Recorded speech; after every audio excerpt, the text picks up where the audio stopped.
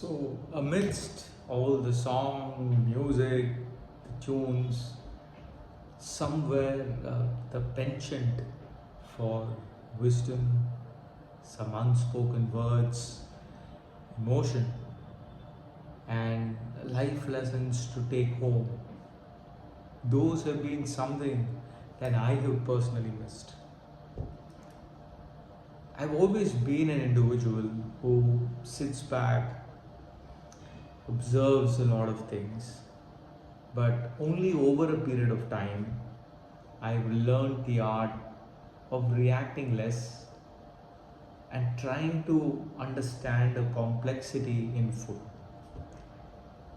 So, at my desk today, I wrote some lines which I felt would sort of sum up how I felt during this week.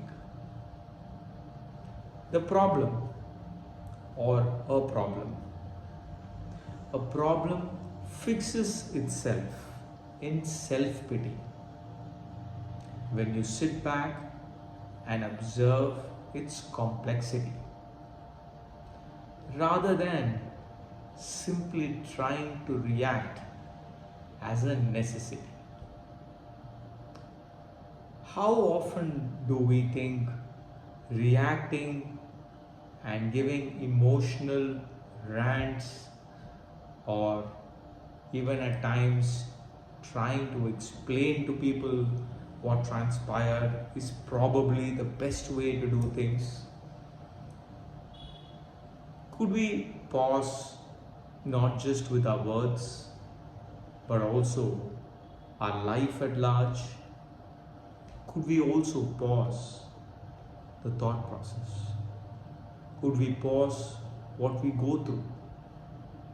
Could we pause and take a deep breath? And as we take that deep breath, could we internalize and see how it feels to have a still mind?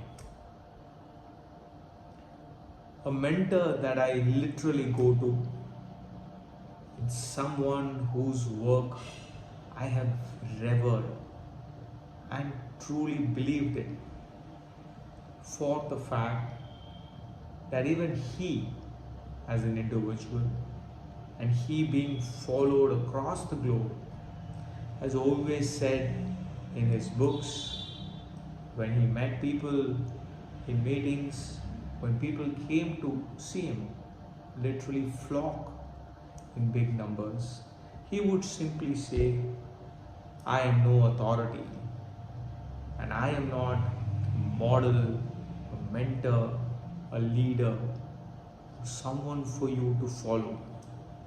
Instead, it's for you to think if what I say is applicable to your life, and if you could take away something from what is being said, and how you could apply that to your life in your very own ways.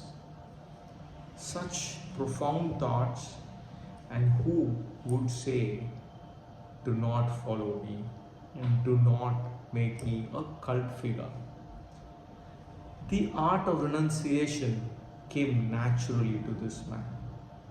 And I always felt what it takes to do that. And over the last week and over the last few days, I've realized that what it takes to allow a problem to fix itself in self-pity, or to internalize, or like the great man JK himself, to renunciate, what it takes is a still mind. A mind that is not tortured, a mind that is free from all bonding and emotion, worry, more so the conditioning that it goes through. Once you have a mind that is so less tortured, that is probably still, that can sit back and not just look at the things that transpire outside of it, but if that mind which is still that is probably blissful internally can actually look at what transpires within every thought. Could it be an observer within and outside? It's only then that you defy all odds, overcome every insecurity, and can happily renunciate many things and not be madly in pursuit and think that that rat race eventually defines you. In a way, a Zen like calm teaches you a lot in life.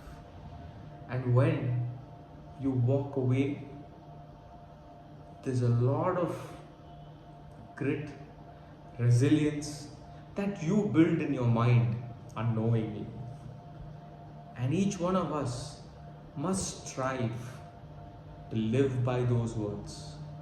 A problem can fix itself in self pity when we sit back and observe its complexity rather than reacting to it like a necessity.